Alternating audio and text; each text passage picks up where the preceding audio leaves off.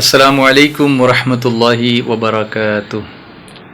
الحمد للہ رب العالمین، والصلاة والسلام علی سیدنا وسید الانبیاء والمرسلین وعلی آلہ واصحابہ اجمعین، اما بعد فاعوذ باللہ من الشیطان الرجیم، بسم اللہ الرحمن الرحیم۔ ان اول بیت وضع للناس للذی ببکۃ مبارکا وہدی للعالمین، فیہ آیات بینات مقام ابراہیم ومن دخلہ کان آمنا وللہ علی الناس حج البیت من استطاع الیہ سبیلا ومن کفر فإن اللہ غنی عن العالمین، صدق اللہ العظیم۔ الصلاة والسلام علیک یا رسول اللہ، الصلاة والسلام علیک یا حبیب اللہ، الصلاة والسلام علیک یا نبی اللہ وعلی آلک واصحابک یا نور اللہ۔ شمع رسالت کے پروانوں، میرے پیارے آقا صلی اللہ علیہ وسلم کے پیارے دیوانوں، کل کے ایپیسوڈ میں ہم نے مکۃ المکرمہ کے فضائل اور قرآن کریم میں اس کے جو الگ الگ نام آئے ہیں ان کے تعلق سے آیات قرآنی کا مشاہدہ کیا، مطالعہ کیا اور اپنے ایمان کو تازہ کیا۔ آج ہم خانہ کعبہ کے تعلق سے اپنی معلومات میں اضافہ کریں گے انشاءاللہ، اور اسی مناسبت سے میں نے سب سے پہلے وہی آیت پڑھی ہے جو کل میں نے پڑھی تھی خطبے کے بعد، اور وہ آیت خانہ کعبہ کی فضیلت بیان کرتی ہے، اور اللہ تعالیٰ یوں فرماتا ہے: اعوذ باللہ من الشیطان الرجیم، بسم اللہ الرحمن الرحیم، ان اول بیت وضع للناس للذی ببکۃ مبارکا وہدی للعالمین، فیہ آیات بینات مقام ابراہیم ومن دخلہ کان آمنا وللہ علی الناس حج البیت من استطاع الیہ سبیلا ومن کفر فإن اللہ غنی عن العالمین۔ سورہ آل عمران کی آیت نمبر 97، ٹرانسلیشن کنز الایمان سے پھر ایک بار سن لیتے ہیں انشاءاللہ۔ بے شک سب میں پہلا گھر جو لوگوں کی عبادت کو مقرر ہوا وہ ہے جو مکہ میں ہے، برکت والا اور سارے جہان کا رہنما۔ اس میں کھلی نشانیاں ہیں ابراہیم کے کھڑے ہونے کی جگہ، اور جو اس میں آئے امان میں ہو، اور اللہ کے لیے لوگوں پر اس گھر کا حج کرنا ہے جو اس تک چل سکے، اور جو منکر ہو تو اللہ سارے جہان سے بے پرواہ ہے۔ اس آیت کو ہم نے سنا، کل اس کے بارے میں ہم نے سمجھا، اور ہم نے یہ دیکھا کہ اللہ تعالیٰ نے مکۃ المکرمہ کو ببکۃ مبارکن کہا، اس کو بکہ بھی کہا، قرآن پاک میں ایلسویئر اس کو مکہ بھی کہا گیا ہے، اور یہاں اس کو بکہ بھی کہا گیا۔ اور میں نے آپ کو بتایا تھا کہ یہاں دھکا ہوتا ہے، لگتا ہے طواف کرتے وقت، اور وہ دھکا بھی گناہوں کی بخشش کا ذریعہ بن جاتا ہے۔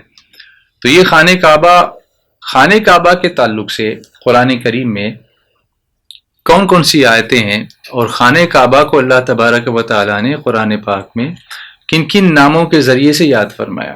اب خانہ کعبہ سے مراد ہم مسجد حرام جو ہے اس کو بھی ہم اس میں انکلوڈ کر رہے ہیں، تاکہ وہ پورا احاطہ جو ہے ہماری گفتگو میں شامل ہو۔ تو میں آپ کو بتاؤں کہ کسی جگہ پر قرآن پاک میں لفظ بیت آیا ہے، بیت کے معنی گھر، بیت اللہ، اللہ کا گھر۔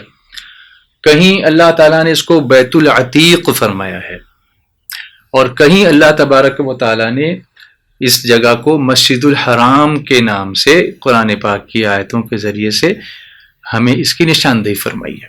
تو اب میں قرآن پاک کی وہ آیتیں آپ کے سامنے پیش کروں جس میں ان مختلف ناموں سے اللہ تبارک و تعالیٰ نے کعبۃ اللہ شریف کا ذکر فرمایا یا مسجد حرام کا ذکر فرمایا، اور وہ آیتیں ایک کے بعد ایک میں آپ کے سامنے پیش کروں گا، اس کے ریفرنس بھی آپ دیکھیں گے، اور پھر انشاءاللہ کبھی وقت نکالیے گا، قرآن شریف کھولیے گا، کنز الایمان دیکھیے گا، خوبصورت اس کا بیان دیکھیے گا، شان نزول دیکھیے گا، ایمان کو تازہ کیجیے گا، اور حج اور عمرے کی اور مدینہ منورہ کی زیارت کی دعائیں کیجیے گا۔ آئیے ہم دعا کرتے ہیں اور اپنی گفتگو کو آگے بڑھاتے ہیں، پھر ایک بار سنتے ہیں۔ اللہ اللہ اللہ اللہ اللہ اللہ اللہ اللہ اللہ اللہ اللہ اللہ کعبہ دکھا دے مولا، کعبہ دکھا دے مولا، کعبہ دکھا دے مولا، کعبہ دکھا دے مولا، کعبہ دکھا دے مولا، کعبہ دکھا دے مولا، کعبہ دکھا دے مولا، کعبہ دکھا دے مولا۔ اللہ اللہ اللہ اللہ اللہ اللہ اللہ اللہ اللہ اللہ اللہ اللہ۔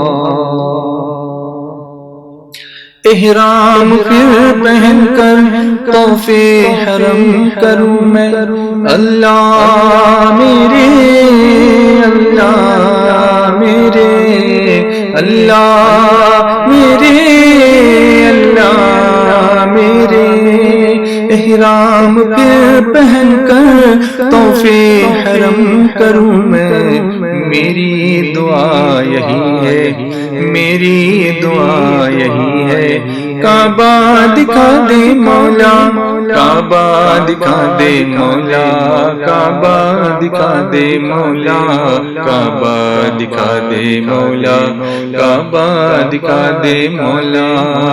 اللہ اللہ اللہ اللہ اللہ اللہ اللہ اللہ اللہ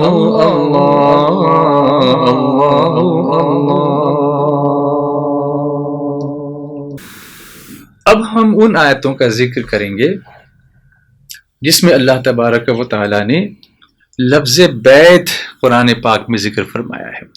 اس کے لیے میں سب سے پہلے سورہ بقرہ کی آیت نمبر 125 آپ کے سامنے پیش کرنے کی سعادت حاصل کر رہا ہوں، اور آپ اسے غور سے سماعت فرمائیں۔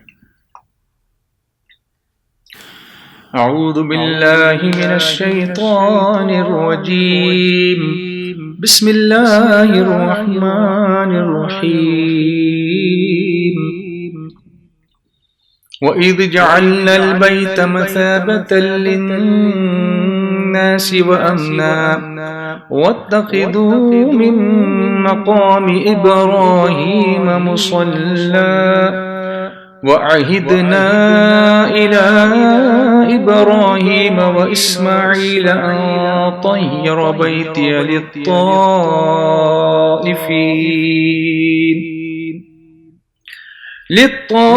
للطائفين والعاكفين والركع السجود۔ یہ ایک پوری آیت میں نے آپ کے سامنے پیش کی۔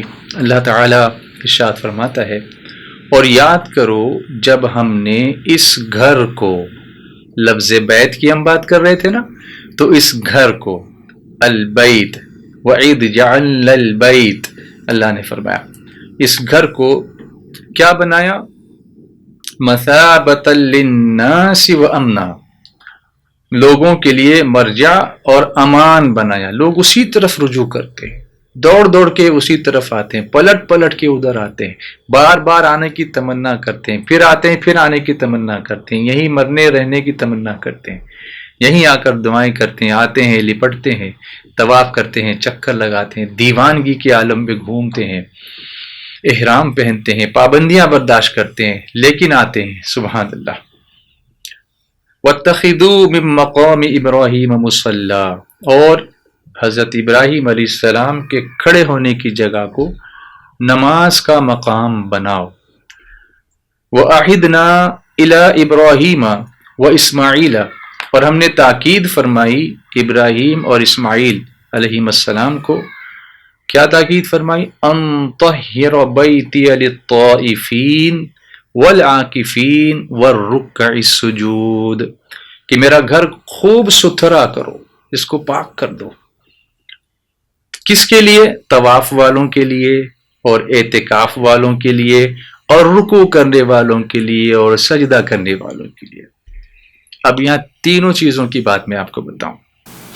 کچھ لوگ طواف کرتے، خانہ کعبہ میں روزانہ 120 نیکیاں تقسیم ہوتی ہیں، اس میں سے 60 طواف کرنے والوں کے لیے، 40 نماز پڑھنے والوں کے لیے اور 20 صرف کعبے کو دیکھنے والوں کے لیے.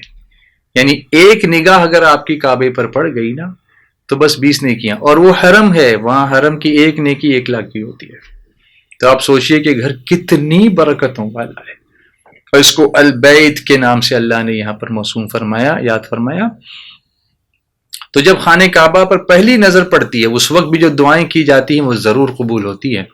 اور اس وقت جو لوگ دعائیں کرتے ہیں تو سب سے پہلے تو وہ حیرت اور استعجاب کے عالم میں کیا پکارتے ہیں؟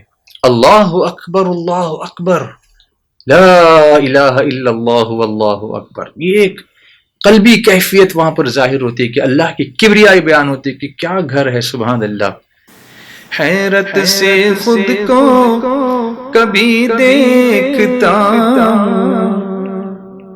حیرت سے خود کو کبھی دیکھتا اور دیکھتا ہوں کبھی میں حرم کو.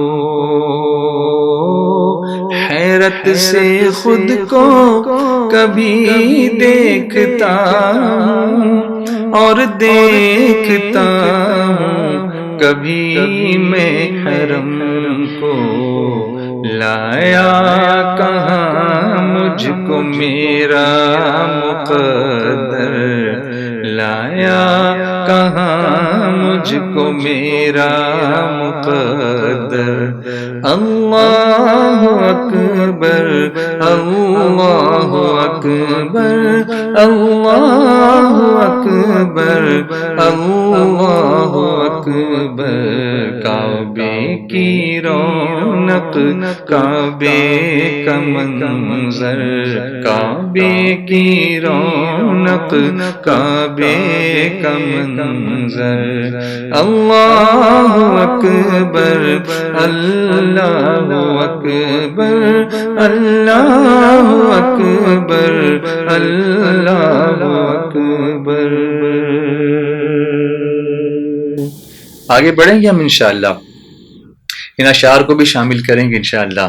مگر آئیے اگلی آیت کی طرف بڑھتے ہیں، سورۃ المائدہ کی آیت نمبر 2 کی طرف، جس میں لفظ بیت اللہ تبارک و تعالی نے ارشاد فرمایا ہے. سماعت فرمائیں.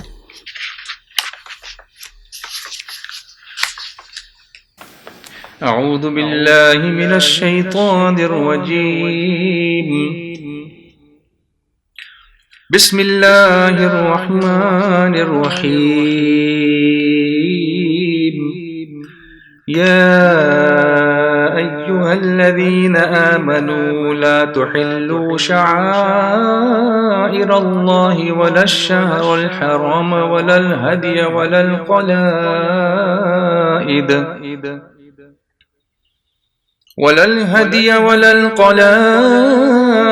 ولا آمين البيت الحرام يبتغون فضلا من ربهم ورضوانا وإذا حللتم فاصطادوا ولا يجرمنكم شنآن قوم أن صدوكم عن المسجد الحرام أن تعتدوا وتعاونوا على البر والتقوى ولا تعاونوا على الإثم والعدوان واتقوا اللہ ان اللہ شدید العقاب.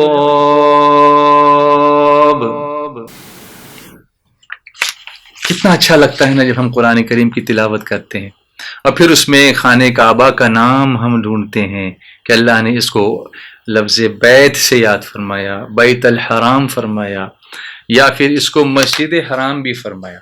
تو اس آیت میں بیت کا بھی ذکر ہے اور مسجد الحرام کا بھی ذکر ہے. تو اس کو میں یہیں ذکر کر دیتا ہوں کیونکہ میں نے آپ کو پہلے ہی بتایا تھا کہ اللہ تعالیٰ نے کہیں بیت فرمایا اس کو، کہیں مسجد الحرام فرمایا، کہیں بیت العتیق فرمایا. تو مسجد الحرام کی اور بھی آیتیں آئیں گی لیکن اس میں یہ آیت بھی شامل ہے. اب ترجمہ دیکھتے ہیں اس کا. انٹرسٹ لے رہے ہیں نا آپ؟ مجھے یقین ہے کہ آپ ڈیفینیٹلی اس کو اچھی طرح سمجھنے کی کوششیں کر رہے ہوں گے اور ضرور آپ قرآن کریم کے مطالعے کا ذوق اور شوق پیدا کریں گے اور اس میں اللہ کی اس طرح کی نشانیوں کو ڈھونڈنے کی کوشش کریں گے. اللہ تبارک و تعالیٰ فرماتا ہے، یہ جب میں پڑھتا ہوں نا تو دل ایمان کی گرمی سے بالکل مچلنے لگتا ہے. یا ایھا الذین آمنوا، کتنی محبت سے یہ خطاب ہوتا ہے، اے ایمان والو. ہم کو پکارا جا رہا ہے اور ظاہر سی بات ہے کہ جس کو پکارا جائے گا اس کی نسبت اگر اس طرف ہوگی تو توجہ دے گا. جیسے میں نے کسی کو نام لے کے پکارا تو جس کا نام ہوگا وہ میری طرف توجہ تو دے گا نا. تو اللہ تعالیٰ جب ایمان والوں سے خطاب فرماتا ہے تو ایمان والوں کا تقاضا ایمان کا تو یہ ہونا چاہیے کہ پھر کان لگا دیں اللہ تعالیٰ کیا فرما رہا ہے. یہ ایک طرح سے اللہ سے گفتگو ہے، یہ کنورسیشن ہے.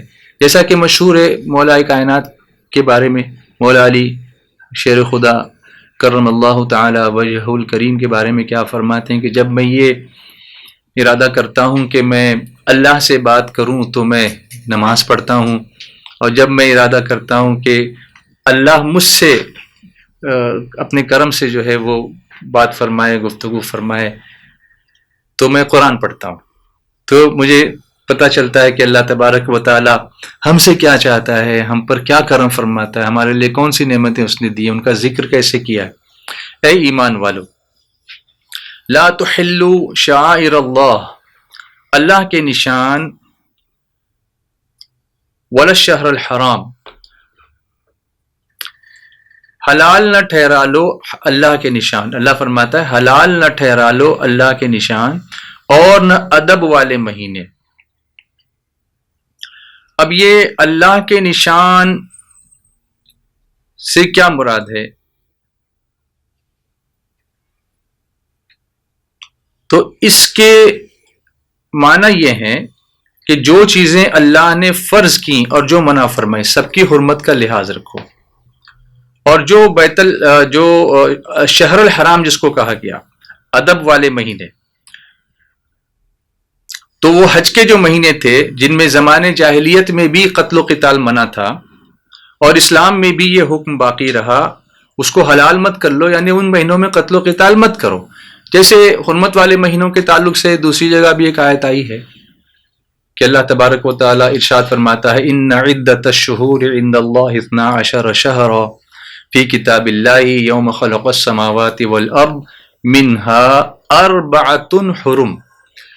تو اس میں 4 مہینے حرمت والے اللہ نے فرمایا. وہ 3 کنٹینیوس آتے ہیں، اس میں سے 2 سال کے اینڈ میں ذی قعدہ، ذی الحجہ، اور 1 اول آتا ہے مطلب محرم الحرام، اور 1 باقی جو ہوتا ہے وہ رجب المرجب بیچ میں ہے. تو ان 4 مہینوں میں ان کو حرمت والے مہینے کہا گیا، اور مہینوں میں بھی نہیں کرنا چاہیے لیکن ان میں خاص طور سے خیال رکھنا چاہیے. ولل ہدیہ، اب یہ ہدی کیا ہے؟ وہ قربانیاں ہیں. ولل قلائد، جن کے گلے میں علامتیں. ولا آمین البیت الحرام، اور عرب کے لوگ قربانیوں کے گلے میں حرم شریف کے درختوں کی چھالوں وغیرہ سے اسے گلوبند بنا کر کے ڈالتے تھے تاکہ دیکھنے والے جان لیں کہ یہ حرم کو بھیجی ہوئی قربانیاں ہیں اور ان کو نقصان نہ پہنچائیں.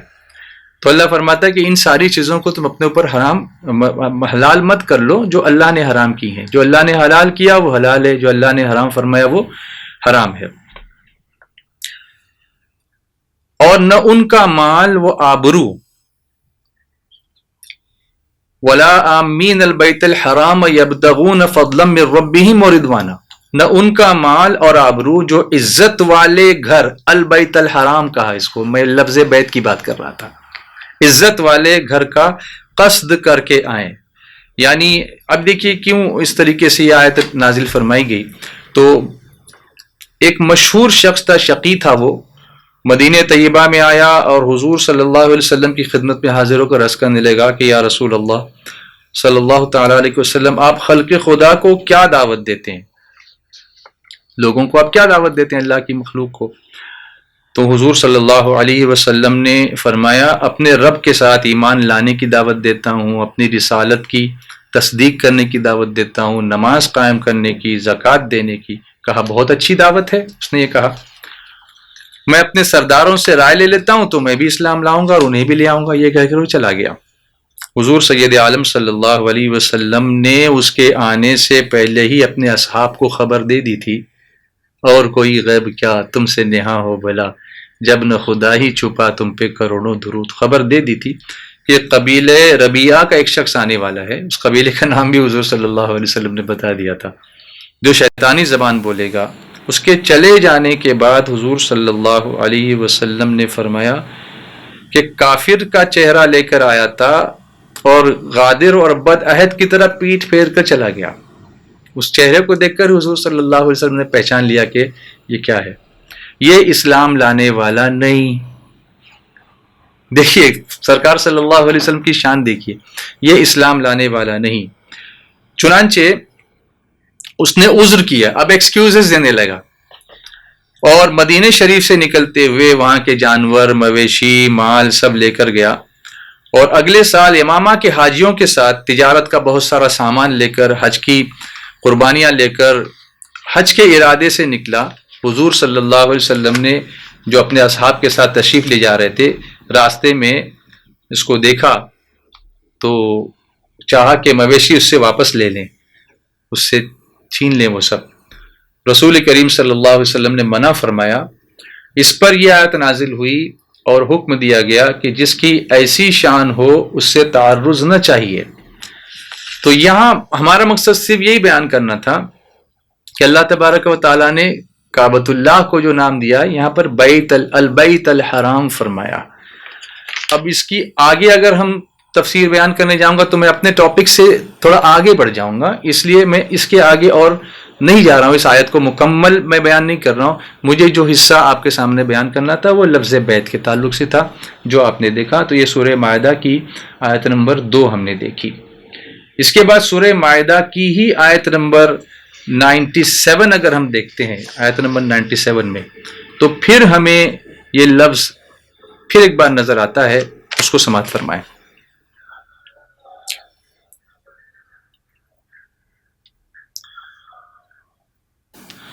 اعوذ باللہ من الشیطان الرجیم، بسم اللہ الرحمن الرحیم. جعل اللہ الكعبة البیت الحرام قیاما للناس والشہر الحرام والہدی والقلائد ذلك لتعلموا أن الله يعلم ما في السماوات وما في الأرض وأن الله بكل شيء عليم. اللہ تعالیٰ فرماتا ہے جعل اللہ الکعبہ البیت الحرام، اللہ نے ادب والے گھر کعبہ کو،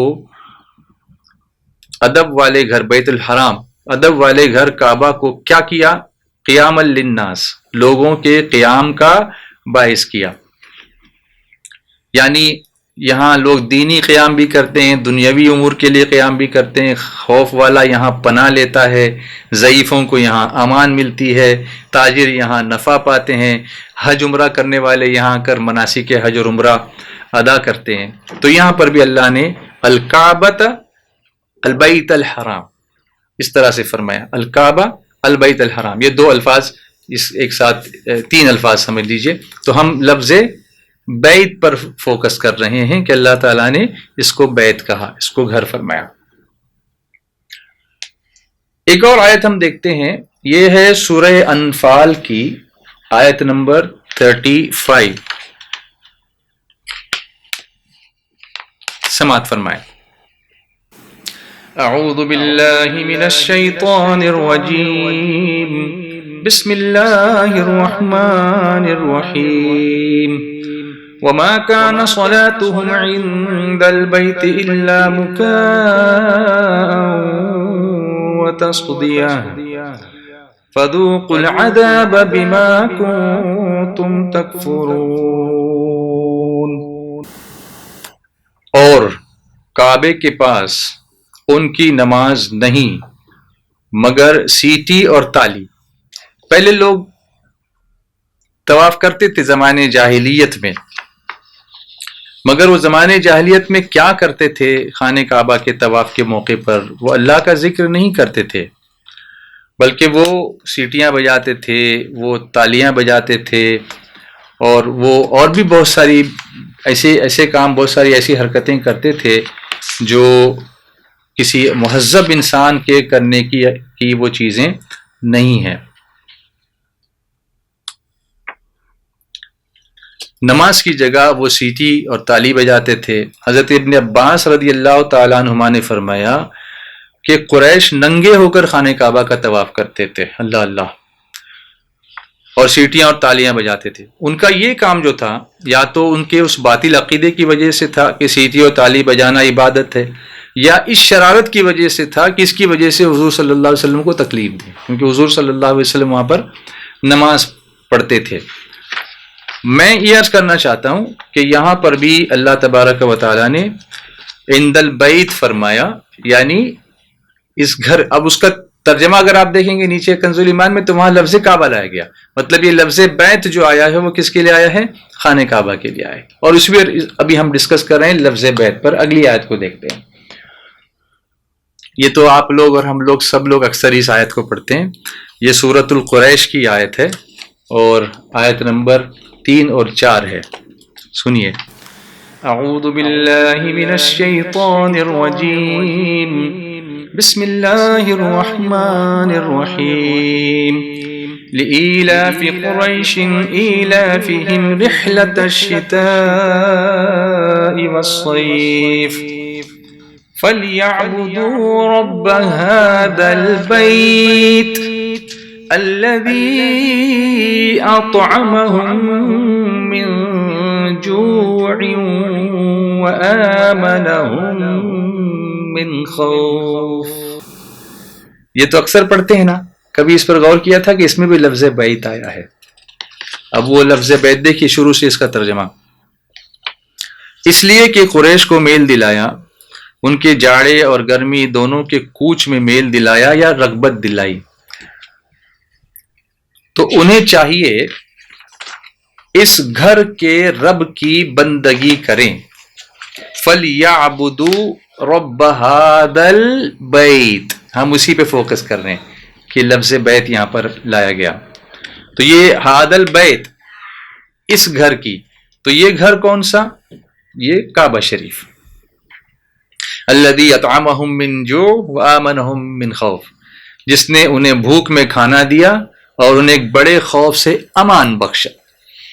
تو اس طریقے سے لفظ بیت پر ہم نے قرآن پاک کی 5 آیتیں مختلف صورتوں سے منتخب کی، دیکھی، اور اس کے ذریعے سے یہ سمجھا کہ اللہ نے لفظ بیت خانہ کعبہ کی طرف بھی اشارتاً فرمایا ہے.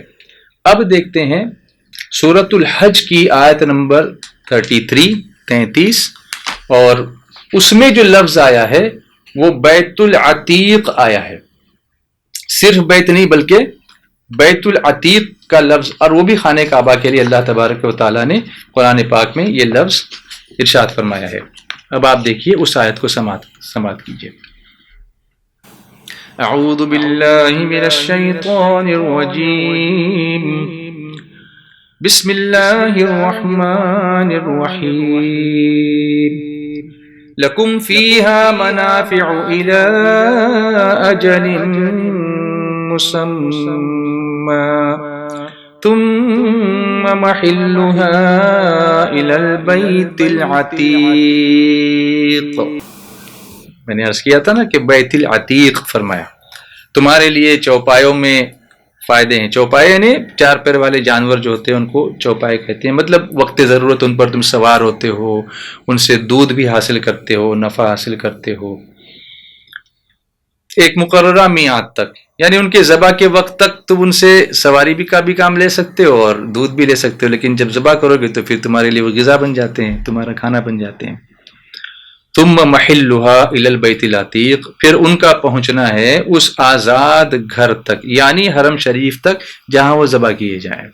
تو یہاں لفظ بیت العتیق آیا، یہ بھی کس کی طرف اشارہ ہے؟ آزاد گھر. وہ آزاد گھر ہے، وہ کسی کا غلام نہیں ہے، وہ اللہ کا گھر ہے، وہ بیت اللہ ہے، اللہ کا حرم ہے وہ. تو پھر اس کا ذکر قرآن پاک میں سورۃ الحج میں اللہ تبارک و تعالیٰ نے اس طرح سے فرمایا. اب مسجد الحرام اس نام سے جو آیتیں آئی ہیں، ظاہر سی بات ہے مسجد حرام وہی ہے جہاں کعبہ ہے، تو اس مسجد کو کعبہ ہی سے متصل رکھا گیا، اور وہاں جو جائے گا تو خانہ کعبہ اس کے سامنے ہوگا. تو وہ آیتیں ہم دیکھ رہے ہیں. سورہ البقرہ کی آیت نمبر 144، کیونکہ اس سے پہلے سورہ مائدہ کی آیت نمبر 2 میں نے آپ کے سامنے پیش کی ہے مسجد حرام کے حوالے سے. تو اب سورہ بقرہ کی آیت نمبر 144، آیت نمبر 40، آیت نمبر 39، میں نے تھوڑا آرڈر اس کو مطلب ریورس آرڈر میں بیان کیا آپ کے سامنے. پہلے آیت نمبر 30، پھر 40 اور پھر 144. آئیے سماعت کرتے ہیں. اعوذ باللہ من الشیطان الرجیم، بسم اللہ الرحمن الرحیم. قد نرى تقلب وجهك في السماء فلنولينك قبلة ترضاها فول وجهك شطر المسجد الحرام. تو ہم اب اس لفظ پر ہم فوکس کر رہے ہیں، مسجد حرام پر. اللہ تعالیٰ فرماتا ہے، اور یہ آیت تو اعلیٰ حضرت کا شعر یاد آ گیا مجھے کہ اعلیٰ حضرت فرماتے ہیں خدا کی رضا چاہتے ہیں دو عالم، خدا چاہتا ہے رضائے محمد صلی اللہ علیہ وسلم. ہم دیکھ رہے ہیں بار بار تمہارا آسمان کی طرف منہ کرنا، تو ضرور ہم تمہیں پھیر دیں گے اس قبلے کی طرف جس میں تمہاری خوشی ہے. ابھی اپنا منہ پھیر دو مسجد حرام کی طرف. اللہ اکبر. کیونکہ کچھ مہینوں تک بیت المقدس کی طرف نماز پڑھنے کا حکم ہوا تھا. مدینہ منورہ میں ایک مسجد ہے، مسجد قبلتین، وہاں حضور صلی اللہ علیہ وسلم ظہر کی نماز ادا فرما رہے تھے، دوسری یا تیسری رکعت تھی، اور حضور صلی اللہ علیہ وسلم کی خواہش تھی کہ ہمارا قبلہ وہی ہو جو حضرت ابراہیم علیہ السلام کا تھا، کعبۃ اللہ. بار بار آسمان کی طرف چہرہ مبارک اٹھاتے تھے، اور پھر رب کی رحمت کو جو جوش آیا اور پھر یہ آیت نازل ہوئی کہ حبیب عبادت تو میری ہوگی لیکن قبلہ وہی ہوگا جس میں آپ کی مرضی ہے. خدا کی رضا چاہتے ہیں دو عالم، خدا چاہتا ہے رضائے محمد صلی اللہ علیہ وسلم. تو یہاں بھی یہ لفظ آیا مسجد الحرام. اب سورہ حج کی آیت نمبر 25 ہم دیکھتے ہیں. اس آیت میں بھی یہی لفظ ہم ڈھونڈیں گے اور اس کے ذریعے سے یہ سمجھنے کی کوشش کریں گے کہ اللہ تبارک و تعالیٰ نے یہاں لفظ مسجد حرام یہاں بھی نازل فرمایا، یہاں بھی بیان فرمایا. اعوذ باللہ من الشیطان الرجیم، بسم اللہ الرحمن الرحیم. ان الذين كفروا ويصدون عن سبيل الله والمسجد الحرام الذي جعلناه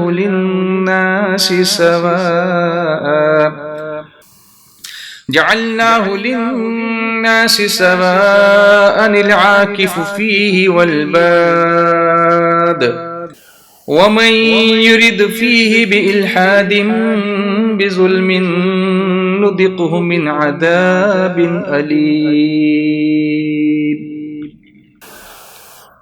بے شک وہ جنہوں نے کفر کیا اور روکتے ہیں اللہ کی راہ، والمسجد الحرام اور اس ادب والی مسجد سے.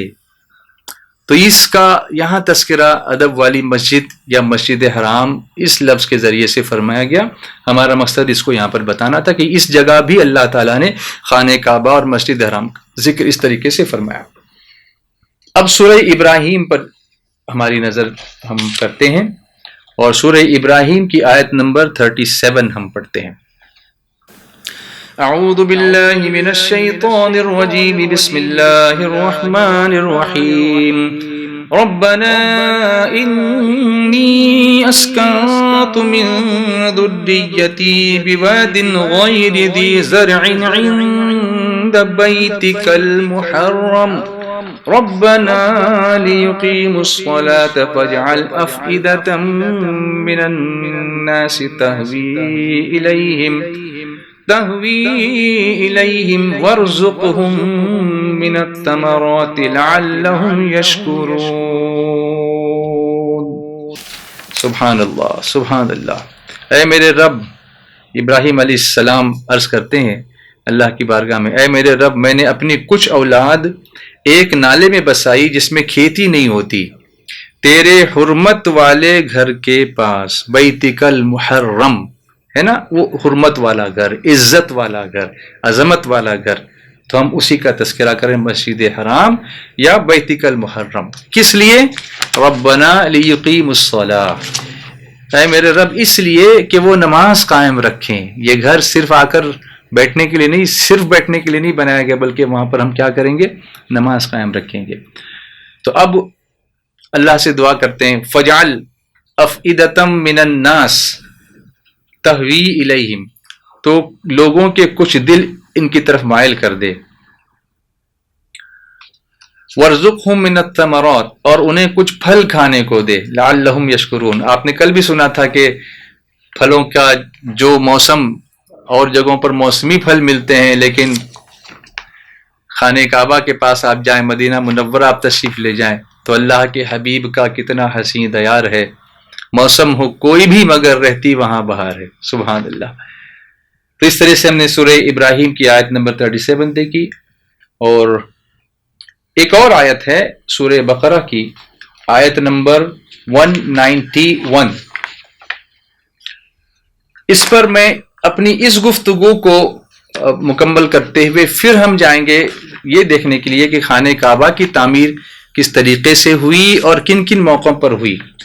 یہ آیت سماعت فرما لیں. مسجد حرام. سبحان اللہ. اعوذ باللہ من الشیطان الرجیم بسم اللہ الرحمن الرحیم. ولا تقاتلوهم عند المسجد الحرام ولا تقاتلوهم عند المسجد الحرام حتى يقاتلوكم فيه، اور مسجد حرام کے پاس ان سے نہ لڑو جب تک وہ تم سے وہاں نہ لڑیں. اب اس آیت کی تفصیل میں نہیں جاؤں گا، صرف میں نے بیان یہ کرنا چاہا ہے کہ یہاں بھی مسجد حرام کے نام سے یاد کیا گیا ہے. آئیے اب ہم آگے بڑھتے ہیں اور خانہ کعبہ کی تعمیر کے سلسلے میں کچھ معلومات حاصل کرتے ہیں کہ خانہ کعبہ سب سے پہلے کس نے بنایا، کیسے تعمیر ہوا، کیا ہوا. تو اس سے پہلے پھر ایک بار خانہ کعبہ کا تصور کرتے ہیں اور اپنے ایمان کو تازہ کرتے ہیں. حیرت سے خود کو کبھی دیکھتا ہوں، حیرت سے خود کو کبھی دیکھتا ہوں، اور دیکھتا ہوں کبھی میں حرم کو لایا کہاں مجھ کو میرا مقدر، لایا کہاں مجھ کو میرا مقدر. اللہ اکبر اللہ اکبر، بولو اللہ اکبر اللہ اکبر. کعبے کی رونق، کعبے کا منظر، کعبے کی رونق، کعبے کا منظر. اللہ اکبر اللہ اکبر اللہ اکبر اللہ اکبر. تیرے کرم کی کیا بات مولا، تیرے حرم کی کیا بات مولا، تیرے کرم کی کیا بات مولا، تیرے حرم کی کیا بات مولا، تا عمر کر دے آنا مقدر، تا عمر کر دے آنا مقدر، اللہ اکبر اللہ اکبر اللہ اکبر اللہ اکبر، کعبے کی رونق کعبے کا منظر، کعبے کی رونق کعبے کا منظر، اللہ اکبر اللہ اکبر، بولیے سبحان اللہ۔ اب مختلف کتابوں میں الگ الگ حوالے ملتے ہیں خانہ کعبہ کی تعمیر کتنی مرتبہ ہوئی، ہم اس نمبر پہ نہیں جا رہے ہیں، کہیں یہ ہے کہ خانہ کعبہ کی تعمیر 10 مرتبہ ہوئی، کہیں یہ لکھا کہ خانہ کعبہ کی تعمیر 7 مرتبہ ہوئی، الگ الگ تاریخوں کے حوالے سے مورخین نے لکھا ہے اور کتابوں میں تفسیروں میں ان سب باتوں کا بیان ہوا ہے۔ ہم یہ دیکھیں گے کہ جو مشہور ہمارے سامنے واقعات ہیں اس کے ذریعے ہم سمجھنے کی کوشش کریں گے کہ خانہ کعبہ کی تعمیر کن کن مواقع پر ہوئی۔ تاریخی حیثیت سے دیکھا جائے تو بقول علامہ احمد بن محمد قسطلانی رحمۃ اللہ تعالی علیہ خانہ کعبہ کی تعمیر 10 مرتبہ ہوئی۔ پہلی تعمیر حضرت آدم علیہ السلام کی تخلیق سے 2000 سال قبل سب سے پہلے کعبہ فرشتوں نے تعمیر کیا۔ اب یہ کعبہ فرشتوں نے جب تعمیر کیا تو ایک واقعہ میری ذہن میں آیا کہ اللہ تبارک و تعالیٰ نے جب یہ فرمایا تھا، بلکہ اس کے لیے میں آپ کو تعمیر کعبہ کا پس منظر بیان کروں۔ حضرت جعفر صادق رضی اللہ تعالیٰ عنہ بیان فرماتے ہیں، میں اپنے والد کے ساتھ مکہ مکرمہ میں موجود تھا، میرے والد حجر اسود کے پاس نماز پڑھ رہے تھے اور میں وہیں پر بیٹھا ہوا تھا، اتنے میں سفید بال، سفید داڑھی، کشادہ شانوں، چوڑی چھاتی والا ایک شخص آیا اور ان کے بغل میں بیٹھ گیا۔ اس پر محرم کی طرح، محرم مطلب جو شخص احرام میں ہوتا ہے اس کی طرح سے 2 موٹے موٹے کپڑے تھے۔ اس کو دیکھ کر میرے والد نے اپنی نماز کو مکمل کیا، تخفیف کی، اس میں مکمل کیا اور سلام پھیر کر اس کے پاس آئے۔ اس شخص نے کہا، اے ابو جعفر مجھے بتائیے اس گھر کی تعمیر کیسے عمل میں آئی؟ بہت انٹرسٹنگ واقعہ ہے، ذرا دھیان سے سنیے گا۔ اس سے میرے والد نے کہا، امام جعفر صادق کے والد نے، تم کون ہو؟ تم پر اللہ رحم فرمائے۔ اس شخص نے کہا، میں ملک شام سے آیا، ملک شام سیریا جس کو آج کل سیریا کہا جاتا ہے، ملک شام سے آیا۔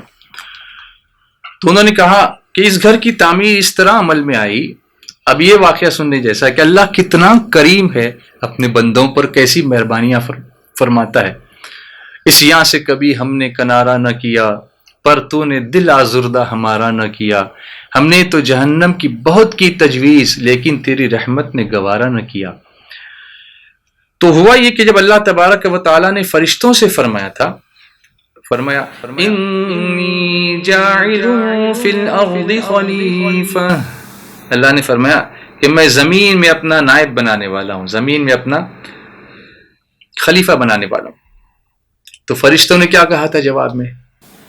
قالوا اتجعل فیہا من یفسد فیہا ویسفک الدماء ونحن نسبح بحمدک ونقدس لک۔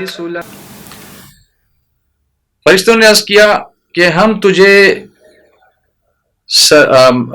تجھے سراہتے ہوئے تیری تسبیح کرتے ہیں، تیری پاکی بولتے ہیں، تو اپنا نائب بنانے والا ہے تو وہ وہاں جا کر خون خرابہ کرے گا، فساد کرے گا۔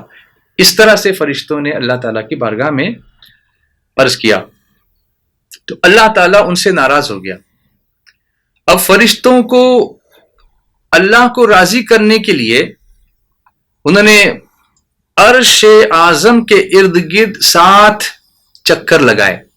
اللہ کو راضی کرنے کے لیے فرشتوں نے عرش اعظم کے گرد 7 چکر لگائے، طواف کیا، جس کی وجہ سے اللہ تعالیٰ ان سے راضی ہو گیا. اللہ کو یہ ادا ان کی پسند آئی کہ انہوں نے کہا تو صحیح، میرے ارشاد پر انہوں نے یہ کہا، لیکن اب مجھے راضی کرنے کے لیے آئے ہیں. اب اللہ تعالیٰ نے فرشتوں سے فرمایا کہ زمین پر جاؤ، میرا ایک گھر بناؤ، کہ جب میں آدم کی اولاد سے ناراض ہو جاؤں تو ان میں سے جو اس گھر کا اس طرح طواف کرے جیسا تم نے کیا اور مجھ سے معافی مانگے، میں اس سے راضی ہو جاؤں گا. یہ حکم پاتے ہی فرشتوں نے کعبہ معظمہ کی تعمیر کی.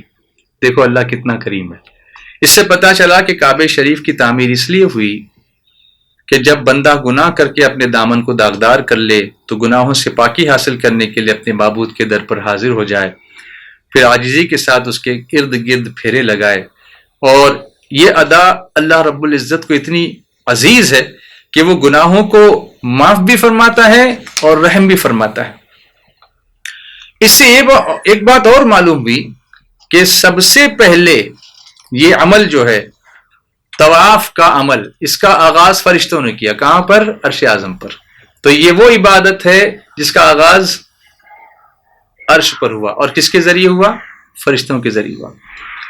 پھر اس عمل کو اللہ تعالیٰ نے اپنے بندوں میں باقی رکھنے کے لیے حکم فرمایا کہ قیامت تک اس گھر کا یا اس کے گھر کا طواف کیا جاتا رہے گا، تاکہ اس کی برکت سے اللہ عز و جل اپنے گناہگار بندوں کو بخشتا رہے اور ان پر رحم فرماتا رہے. چنانچہ اللہ نے پھر ارشاد فرمایا قرآن پاک میں،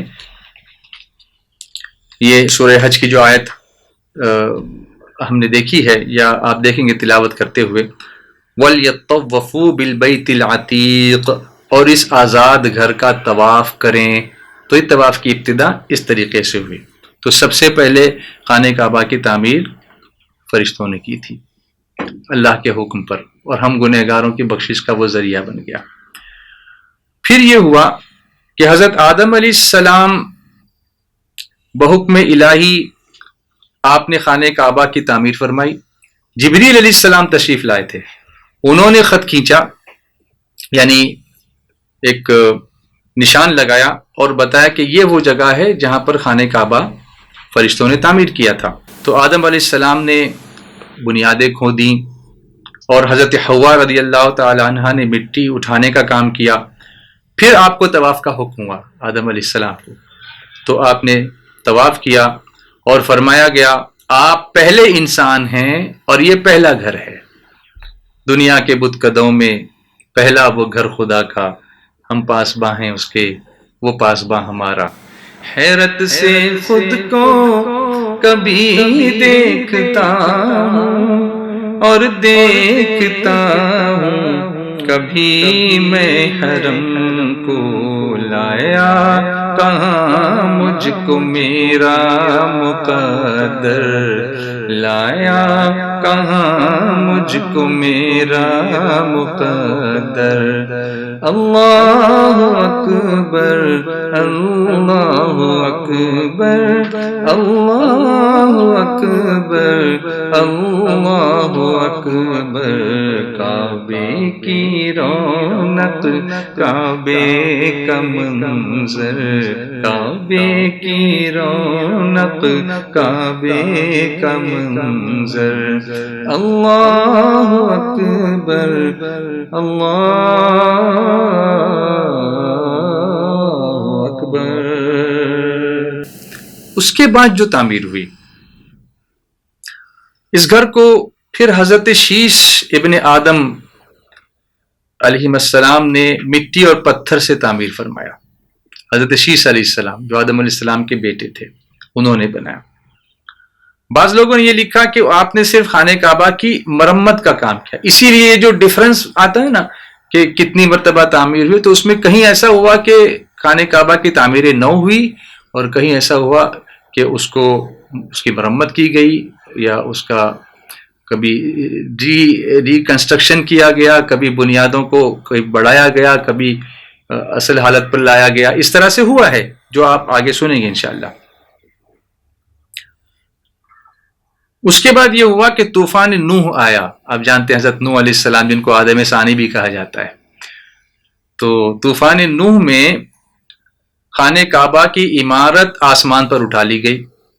اللہ تعالیٰ نے اپنے گھر کی کس طریقے سے حفاظت فرمائی کہ وہ عمارت آسمان پر اٹھا لی گئی, اور یہ جگہ وہاں رہ گئی لیکن ایک اونچے ٹیلے کی شکل میں رہ گئی. خانہ کعبہ کی جو نشاندہی تھی, جگہ تھی.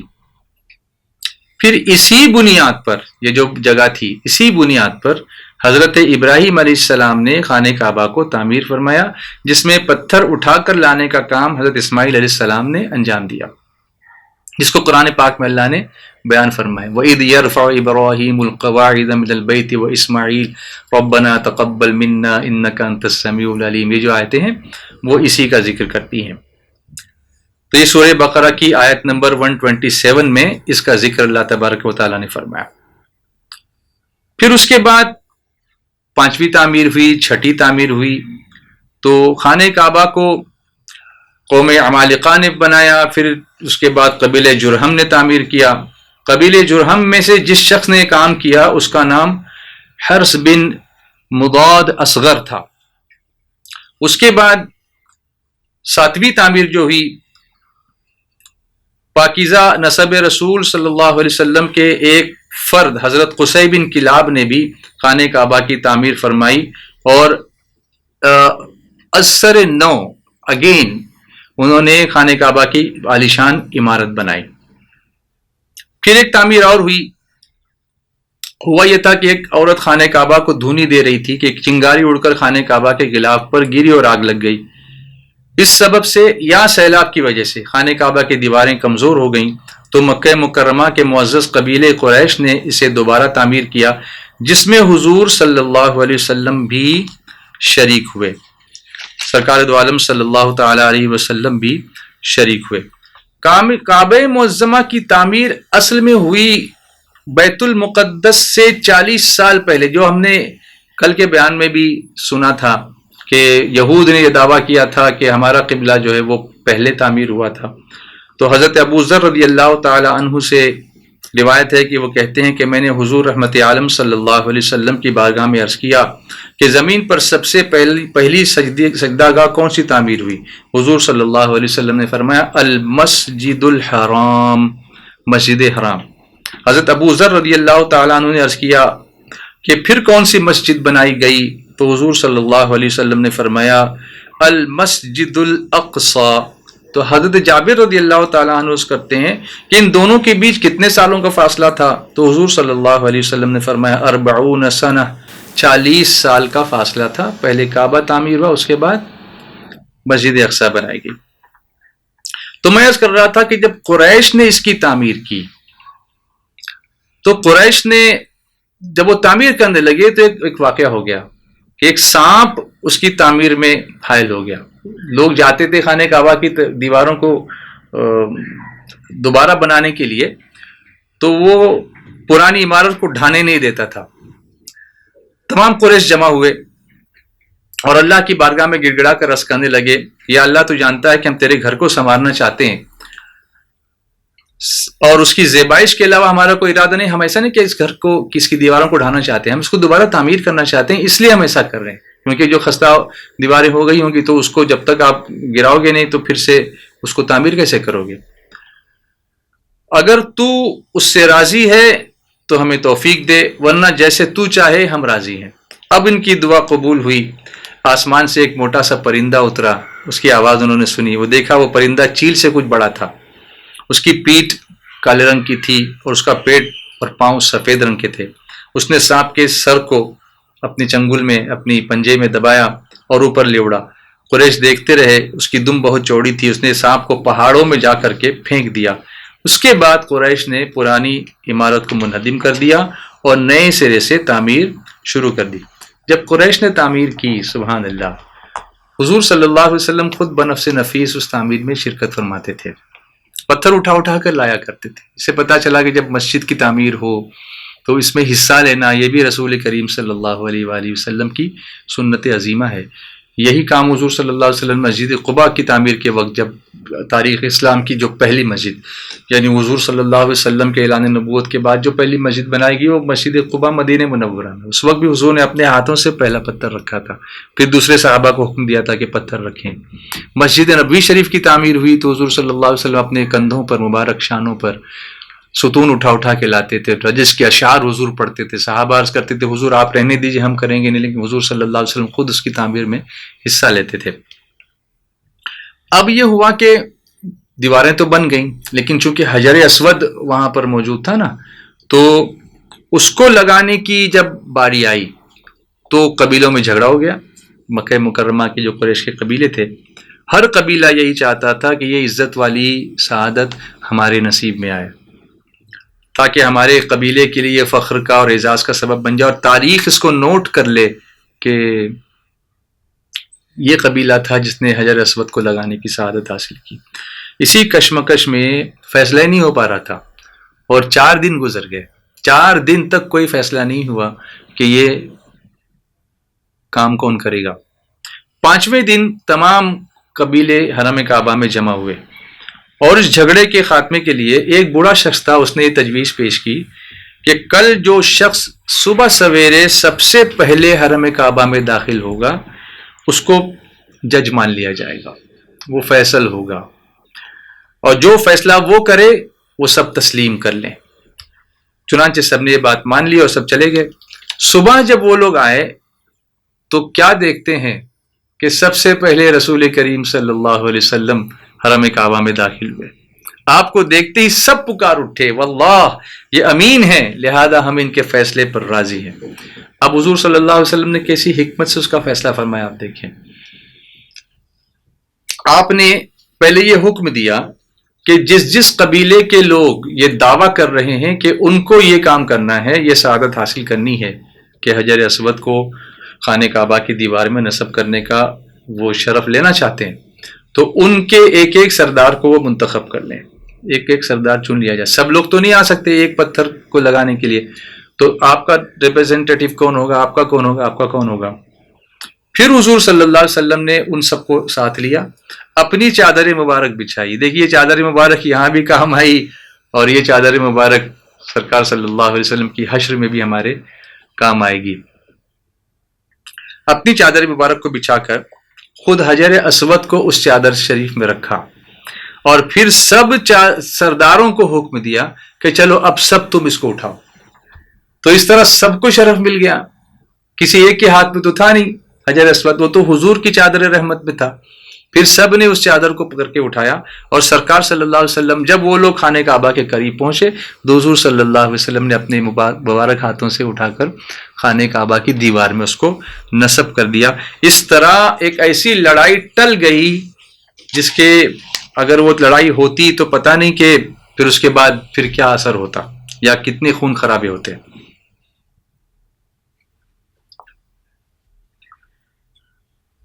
حضرت عائشہ صدیقہ رضی اللہ تعالیٰ عنہ نے حضور صلی اللہ علیہ وسلم سے حتیم کے بارے میں پوچھا۔ اب آپ حتیم دیکھیے، خانہ کعبہ کی دیوار سے لگ کر اس طرح کا ایک احاطہ بنا ہوا ہے، اس کو حتیم کہتے ہیں۔ تو پوچھا کہ کیا یہ بھی کعبے کے حکم میں داخل ہے؟ تو حضور علیہ الصلوۃ والتسلیم نے فرمایا کہ ہاں۔ پھر انہوں نے عرض کیا کہ اس کا دروازہ اونچا کیوں ہے؟ فرمایا یہ قریش کی کارگزاری ہے، اگر ان میں زمانے جاہلیت کے اثرات نہ پائے جاتے تو میں ان کے اس دروازے کو توڑ کر زمین کے برابر کر کے اس کے 2 دروازے مقرر کر دیتا، ایک مشرق کی طرف کرتا، دوسرا عرب کی طرف، اور حجر اسود کی طرف سے 6 گز اور بڑا تھا۔ چونکہ قریشیوں نے اسی طرح تعمیر کی ہے تو میں بھی اسی پر اکتفا کرتا ہوں۔ پھر جب حضرت عبداللہ ابن زبیر رضی اللہ تعالیٰ عنہ نے اہل شام سے، سیریا والوں سے جنگ کی، ان کی زیادتوں کی وجہ سے کعبے کی کچھ تعمیر جل گئی، تو آپ نے اسے گرا کر حضرت عائشہ رضی اللہ تعالیٰ عنہ کی روایت کے مطابق کعبے کو پھر اثر نو آل اوور اگین اس کی تعمیر فرمائی، اور جیسے حضور صلی اللہ علیہ وسلم نے فرمایا تھا اس کے 2 دروازے رکھے، ایک دروازے سے لوگ داخل ہوتے، دوسرے دروازے سے لوگ باہر نکلتے۔ آج تو ایک ہی دروازہ ہے، اسی میں لوگ داخل ہوتے ہیں۔ اور حجر اسود کی قریب 6 گز کا اضافہ کیا، جیسا کہ حضور صلی اللہ علیہ وسلم نے فرمایا تھا، تو اس کی لمبائی چوڑائی میں بھی کچھ آگے پیچھے کیا۔ پھر حضرت عبداللہ ابن زبیر رضی اللہ تعالیٰ عنہما جب شہید ہو گئے تو حجاج ابن یوسف نے ان کی تعمیر کی ہوئی عمارت کو گرانے کا حکم دیا، اور جتنا اضافہ حضرت عبداللہ ابن زبیر نے کیا تھا اس کو ختم کر کے، جیسے قریش نے پہلے بنایا تھا نا، جس پر حضور صلی اللہ علیہ وسلم نے فرمایا کہ اب میں اسی پر اکتفا کرتا ہوں، دوبارہ اسی طرح خانہ کعبہ کی عمارت تیار کرائی، اور مغربی دروازہ جو تھا اس کو بند کر دیا، 2 دروازے کیے گئے تھے اس کو بند کر دیا، تو اب ایک دروازہ اس وقت سے ہے اور ابھی تک وہی ہے، اور انشاءاللہ اب اس میں کوئی رد و بدل نہیں ہوگا۔ اس طرح سے خانہ کعبہ کی متعدد مرتبہ جو ہے وہ تعمیر نو بھی ہوئی، یا اس کی ریپیئرنگ بھی ہوئی، یا اس کی تزئین بھی ہوئی، اس کی آرائش بھی ہوئی، اور لوگ خانہ کعبہ کا طواف آتے ہیں، کرتے ہیں، دیکھتے ہیں، اپنی آنکھوں کو ٹھنڈک پہنچاتے ہیں، حجر اسود کو چومتے ہیں، اور اللہ کے پیارے حبیب رحمت عالم صلی اللہ علیہ وسلم کی سنت کو ادا کرتے ہیں۔ اب کعبۃ اللہ شریف کے کچھ فضائل سنتے ہیں، اور اس کے بعد اپنی اس نشست کو ہم مکمل کرتے ہیں۔ تو بھیجا ہے جنت سے تجھ کو خدا نے، چوما ہے تجھ کو میرے مصطفیٰ نے، بھیجا ہے جنت سے تجھ کو خدا نے، چوما ہے تجھ کو میرے مصطفیٰ نے، اے حجر اسود تیرا مقدر، اے حجر اسود تیرا مقدر، اللہ اکبر اللہ اکبر اللہ اکبر اللہ اکبر، کعبے کی رونق کعبے کا منظر، کعبے کی رونق کعبے کا منظر، اللہ اکبر اللہ اکبر۔ تو کعبہ پہلی عبادت گاہ ہے، اور مسلمان دنیا کے کسی بھی کونے میں آباد ہو، خانہ کعبہ کی طرف رخ کر کے ہی نماز پڑھتا ہے۔ لیکن جب ہم مسجد حرام میں خود خانہ کعبہ کو سامنے رکھ کر اس کی طرف نگاہ کرتے ہیں، پھر وہاں نماز پڑھتے ہیں، تو اس کی فضیلت سنیے۔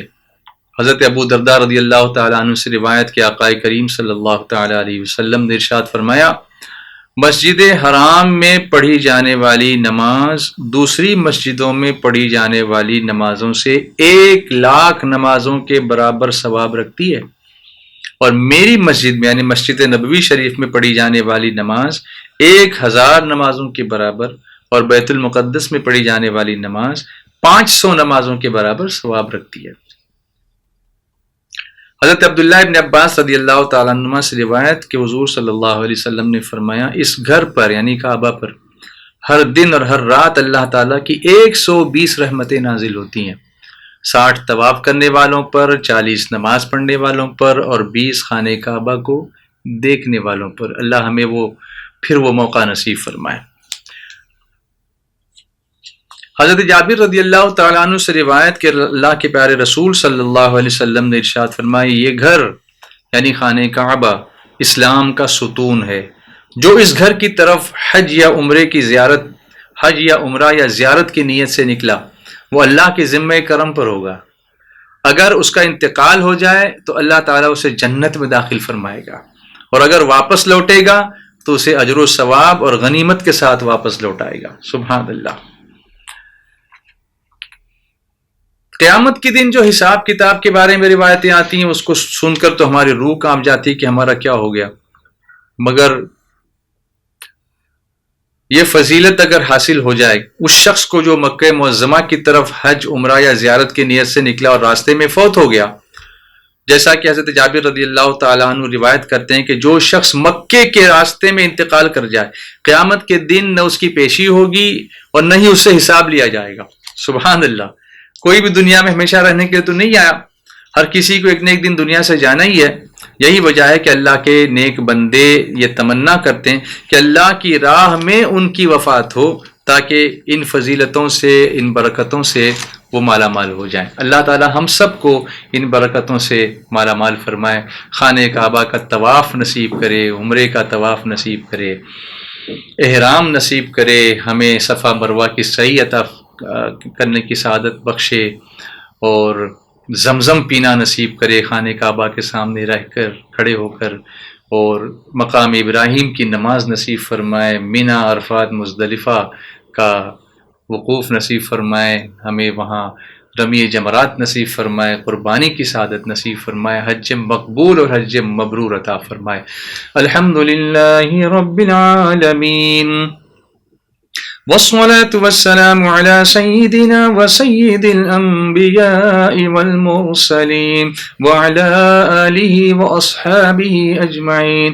اللهم إنا نسألك علما نافعا ورزقا واسعا وحلالا طيبا ولسانا ذاكرا وقلبا خاشعا وخلقا حسنا وعملا صالحا مقبولا وتوبة نصوحا ودعاء مستجابا وشفاء من كل داء وحجا مبرورا وسعيا مشكورا وذنبا مغفورا وتجارة لن تبور، يا عالم ما في الصدور بفضلك وكرمك يا عزيز يا غفور، وتوبة قبل الموت وراحة عند الموت ومغفرة ورحمة بعد الموت والعفو عند الحساب والفوز بالجنة والنجاة من النار.